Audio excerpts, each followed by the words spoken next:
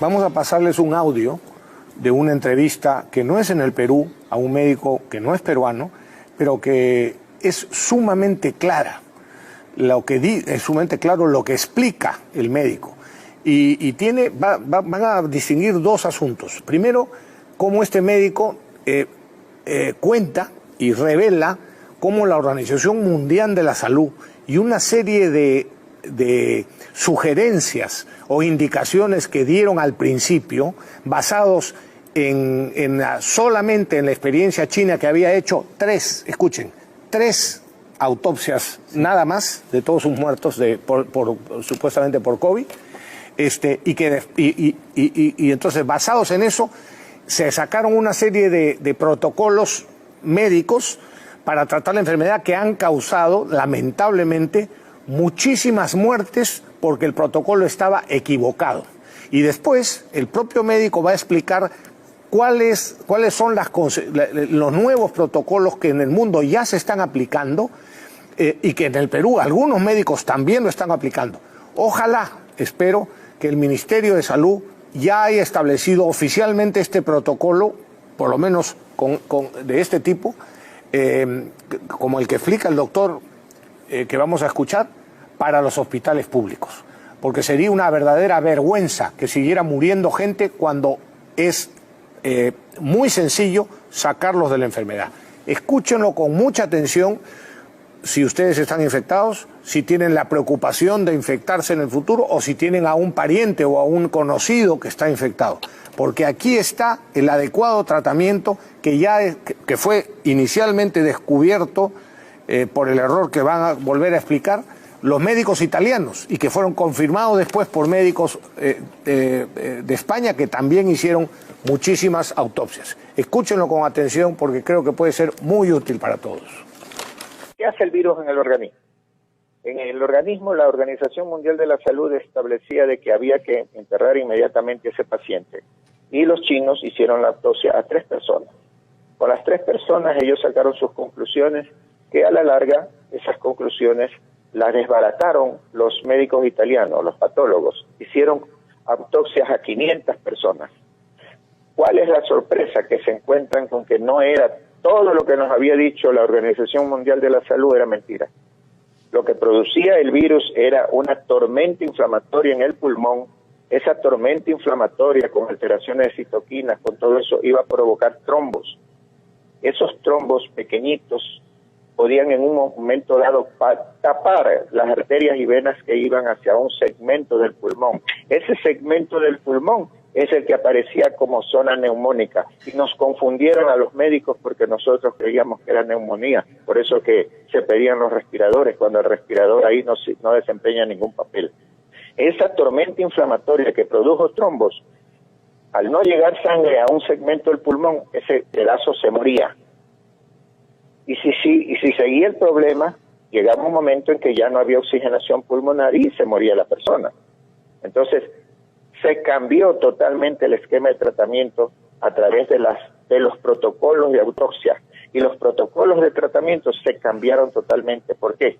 Porque ya no había que dar todo lo que nos habían enseñado. A nosotros los médicos, les digo personalmente, siendo neumólogo y epidemiólogo, yo tenía terror utilizar el corticosteroide, que es un antiinflamatorio potente, que con unas cuantas nebulizaciones con corticosteroide podía haber ayudado y salvado la vida de mucha gente.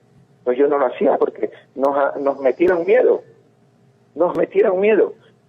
¿Qué otro remedio? Los antiagregantes plaquetarios, los que impidan que se formen los coágulos, que se formen los trombos.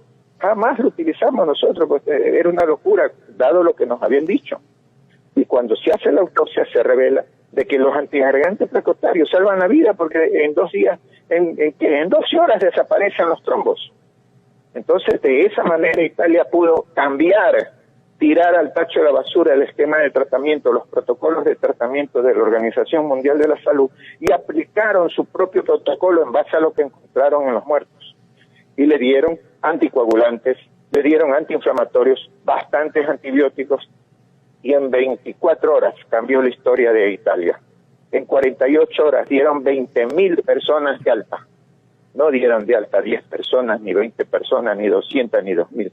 Dieron de alta 20.000 personas. Ese trabajo científico, mi respeto para Italia, porque nos quitó la venda a los médicos. Y yo estoy mandando el tratamiento ahora en base a lo que hizo Italia. Cuando yo mando un tratamiento en casa, y para ir en orden, voy a explicar el tratamiento en casa para los pacientes sospechosos. Una pregunta antes de eso, doctor. Sí. Los usuarios, por ejemplo, de la cardioaspirina, que es una cosa que se receta, aunque algunos dicen que debe ser post, otros dicen que debe ser antes, pero hay muchos que la consumimos, por ejemplo. ¿Esa es una protección o es un preventivo para lo que está ocurriendo? Esa es la salvación.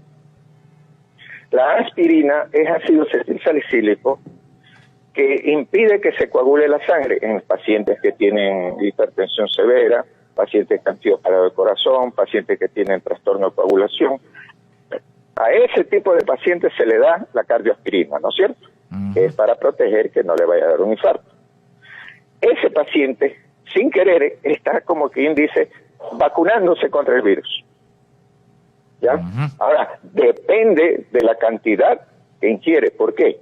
Porque si la cantidad es mínima, la ayuda va a ser mínima. Claro. Cuando yo mando 3 aspirinas de golpe en un vaso de 3/4 vasos de agua y el jugo de 2 limones, lo ponen a hervir 5 minutos, ya sea en el microondas o en una olla, ese preparado caliente se lo toman poco a poco. En 24 horas la persona que estaba saturando oxígeno por debajo de 80, que necesitaba el tanque de oxígeno, que necesitaba el respirador, automáticamente esa persona al siguiente día ya pasa de 90. Y a los 3 días está en 96, 97 y se salvó la vida. Fíjate. Impresionante. Bueno, me consta que médicos peruanos ya están aplicando este tratamiento. Ahí se extiende después en el tratamiento en las casas, lo que fuera, pero fíjense ustedes lo que ha sucedido en el mundo.